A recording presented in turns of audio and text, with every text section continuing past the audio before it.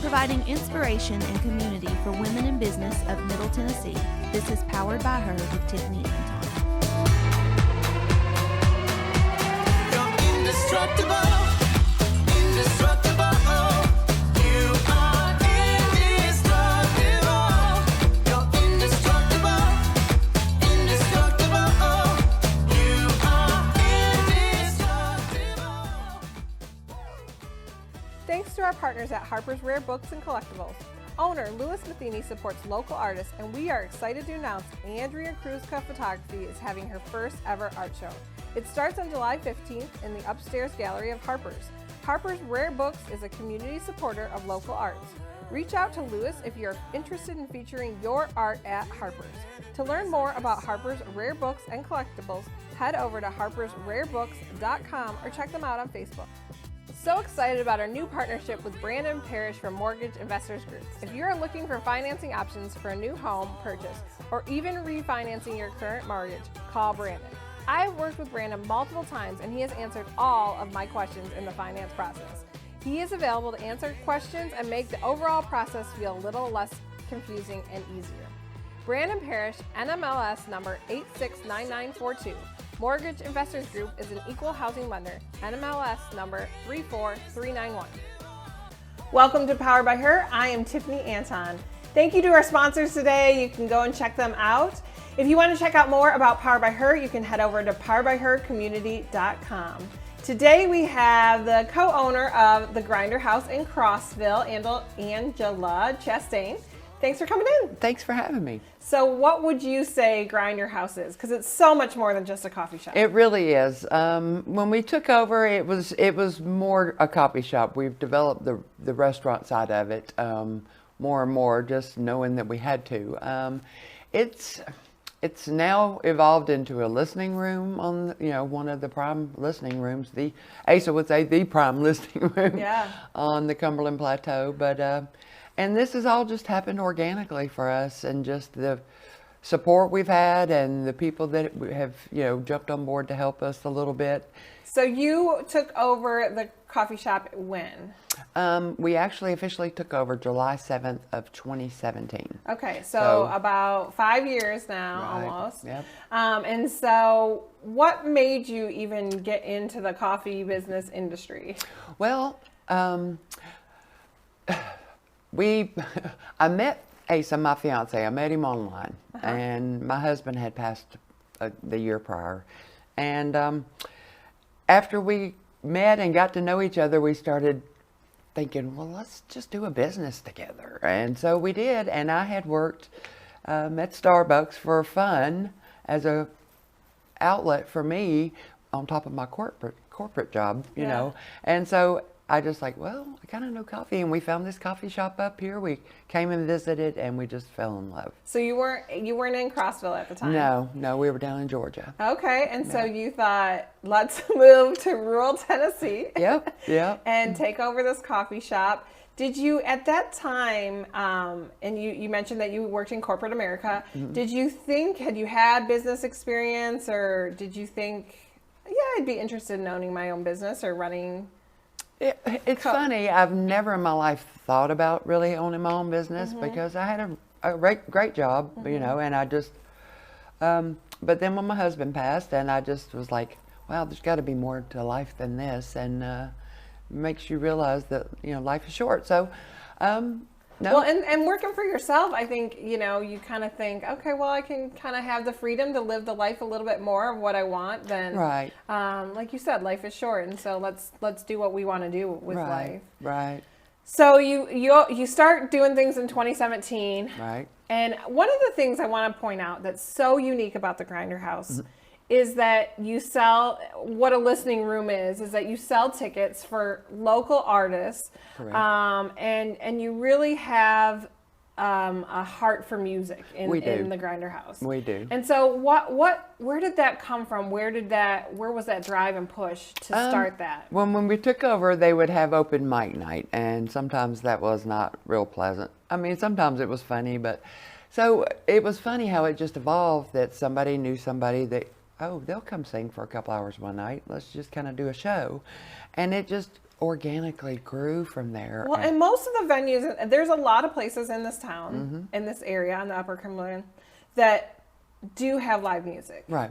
But the focus is not the music. Right. The focus is having dinner. Right. It's drinking a beer. Right. It's not here you're going to buy tickets. Right. You're going to know where you're sitting. Right. You're going to be able to have dinner and drinks during the show. Correct. But you're expected to pay attention to the show. Exactly. And was that a little scary at the time to kind of think, because there's a big difference between an open mic night where you're Right. just, people can be chatting and not really paying attention. Exactly. Was it scary to kind of put that out there of saying, no, we're going to expect you to pay attention?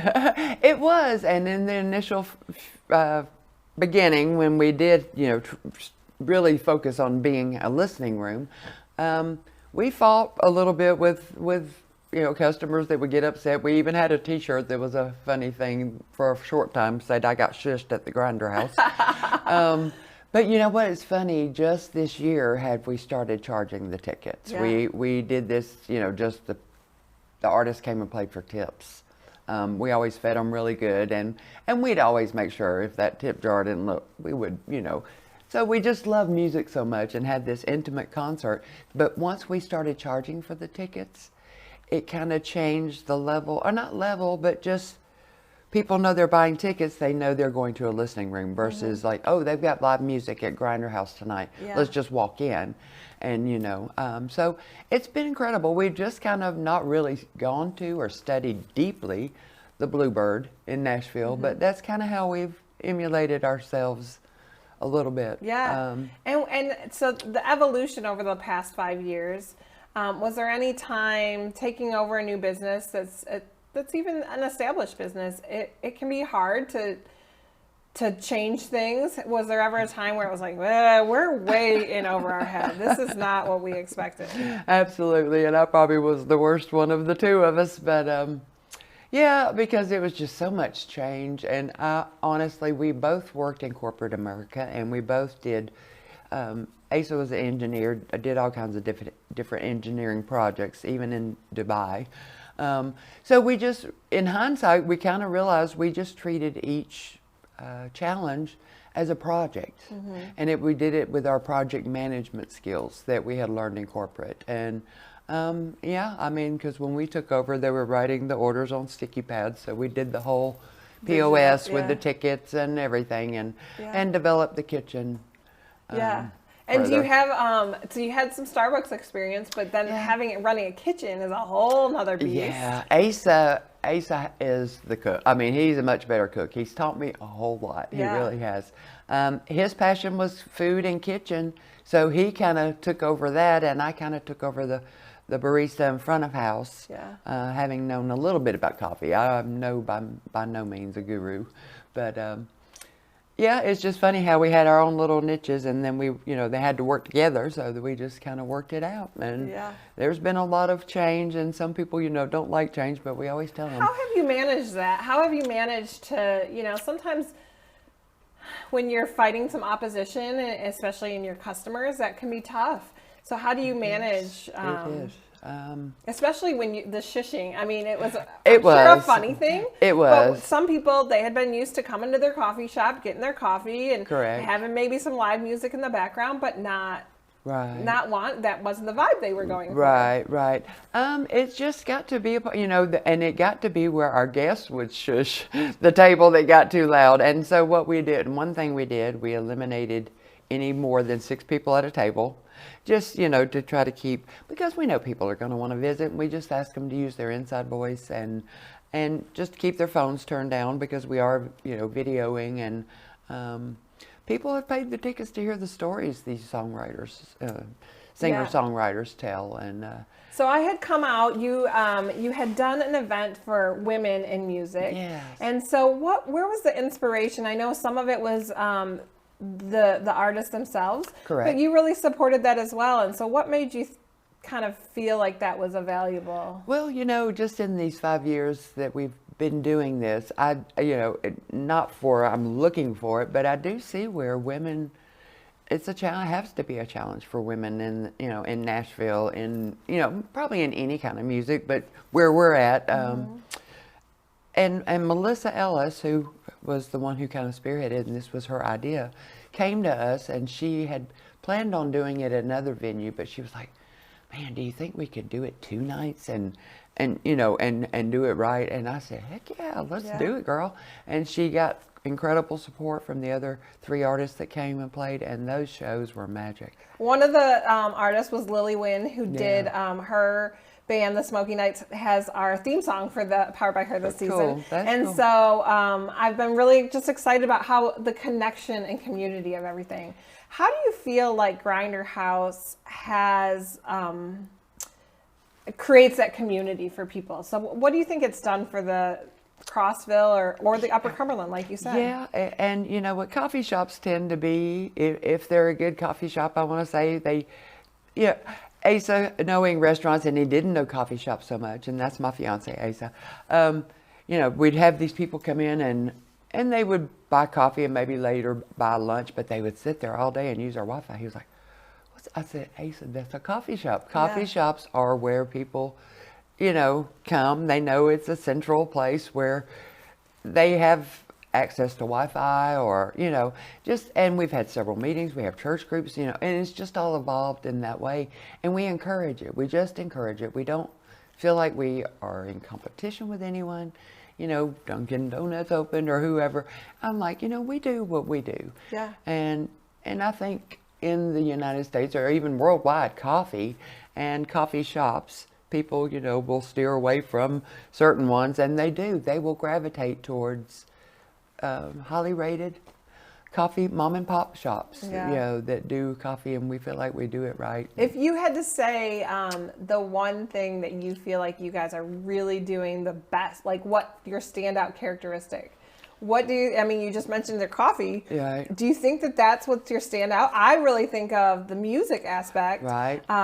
Because that's so different than, there are a lot of coffee shops in town. There are. And you know what, but I go back, and if you look over our reviews and things like that, it's kind of a trifecta of the 3. I mean, it's the coffee, and it is the great food, and we weren't even going for it, other than we personally liked what we were doing when we went from styrofoam to just paper boxes, and we've been recognized by a group for the being eco-friendly in that regard. So we tried paper straws, and people don't like them, but I don't. Those are rough sometimes. But I think that's the learning curve of running a business. You try something new, and you see what works and what doesn't.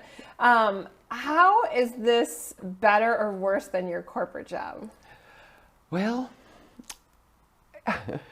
the first 3.5 years, Asa and I, we were hands-on. We were employees. And there were days when you just never turned it off. It was just constant. And now we live right almost on the premises. We kind of call it the compound because it's just funny. There's a house, and then the drive-through, and then the shop on Main Street. We can kind of make our own hours because now we have a great general manager. Her name's Michelle, and she's phenomenal. She allows us to stay in the, people say that we don't see you as much, and we're right there, but we're doing the marketing, we're doing the music.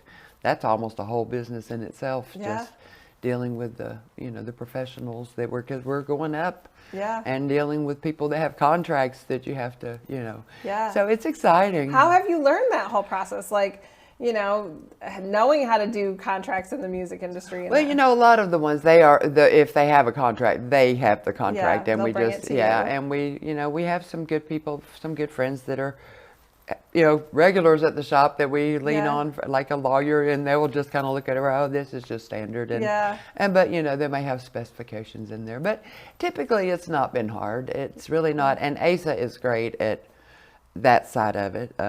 I've backed up and really am doing the marketing, because in my corporate job, that was hospitality carpet, but I also worked in getting the designs to trade shows and to marketing. So that's helped me in that realm. Kind of, and probably feeds that desire of, getting the word out and Correct. Yeah. connections and contacts. Yeah, yeah. So growing up, did you ever think that you would own a business? What was your, or were you really into music? What was 10-year-old Angela? What was she going to do with 10-year-old herself? Angela wanted to be a jockey, Okay. a gymnast, Okay. and then later, a little bit later, I wanted to be a marine biologist. Okay. So Crazy things. And physical, out, you know, yeah, naturey kind of things. Yeah. Interesting. but then I played basketball in high school and then in college, and kind of couldn't decide what I wanted to do, and kind of stepped away for it. College ball back in the early 80s is nothing like it is now, you know. Yeah. Maybe for Tennessee, Pat Summitt, you know. Yeah, yeah. But I don't know, and then I just gravitated, and I was at, it was called Mohawk Industries. Originally it was called Dark-In Pattern Carpet, but I got in on the ground level and kind of got into the design aspect of it, not having a degree, and learned a lot. Yeah. You know, I feel fortunate in that regard, because a lot of people don't have those opportunities nowadays, and I think, wow. And how long did you work for them? 24 years. Yeah, and I Yeah. think that's a big change of the workforce now, is that people change a lot of what they're doing. Even Yeah. if they start a business that they really like, they'll pivot and they'll start, you know, and then do something else, and Yeah. people really change. But I think that there is something to be said for that value of staying with a company for, you know, I think my dad worked for his company for 35 years, and it's like you just grow, you gain so many skills, Right. And people can see you evolved, and Right. that's kind of interesting. And I tell to me. you, the gentleman that owned that original Durkin pattern carpet, he sang the praises of women. He had 3 daughters that worked for the company, and he always embraced Yeah. the women. And he said, "Oh, I couldn't do this without the women." Yeah, So and he always made us and feel good. especially in you know 80s and 90s, Mm-hmm. and you know I think there's a big push for women in the workforce and women owning businesses now. Correct. But I still think that there is some difficulties that women face, like you said, women in music. That not all the opportunities are always the same, and Right. to be able to have a platform where you have a night where it's 4 women that Right. you know are interacting together, and just being able to showcase that. And Yeah, and I mean, each night had its magic, you know, because they differed just a little bit, Yeah. even in some of the songs that were sang. But I was amazed. Yeah. I thought, this is magic. It yeah. really is. Well, and there was so much where it just they would pick up and work together. and Exactly. I like that. I think in all business, all aspects, male, female, Mm-hmm. that collaboration is so important. And that was kind of the collaboration come together in music. But Right. I think that's really, I think there's something magical about the Upper Cumberland in general. But in the business world, I think kind of being able to figure out how to come together and not make everything so competitive really Right, can right. And I've never felt competitive with anybody. People ask me if there's a good Italian, I'll recommend, you know, I'm like, Yeah. I'm like, Well, yeah. like you said, there's other coffee shops in town. Right, there We're are. going to keep doing what we do. We want Right. to do what, you know. Right. So what do you see, kind of, what's the future plans? Where do you see in the next 5-10 years? Wow, 5-10 years. Well, I'm turning 60 today. Oh, happy birthday! Well, thank you. So this is kind of a day of like, whoa. Yeah, a But no, podcast and a birthday. and- Exactly. You know, that's one thing that in hindsight, in reading now, when you do buy a business, they're like, okay, you should see the big picture all the way through to an exit strategy. Yeah. We didn't do that. Yeah. But it's been great, the learning, you know, and there's times it hurt, Yeah. you know, to learn the hard way, but we just laugh. And so, I don't know, Asa and I were just kind of open to listening to God Yeah. and letting Him tell us where we're supposed to be, because we really feel like we're making a difference. I have a brother that's a senator down in Georgia. I know he's doing his thing down there, making the world a better place, and I honestly feel like Asa and I are where we're supposed to be, doing the little bit we do. We have the blood bank come, you know, Yeah.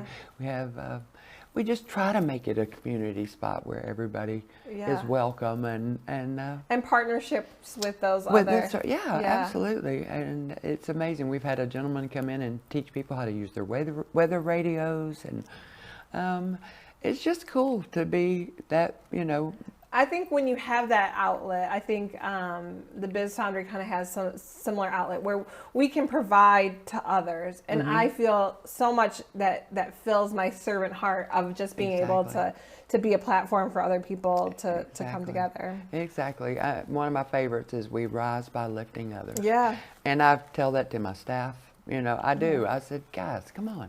You know, we rise and think how good you feel, and you're not doing it for selfish reasons. It's just the world's a better place. Yeah, you come together. So you've already talked about you're kind of looking at bigger artists, and do you think that you'll really build up the music scene more? Do you think you'll expand the restaurant? Do you think you would expand the area? Well, you know, at one time we were going to. There's now a little, it's a children's clothing store that's next door to us. We actually had the lease on it, and then COVID hit.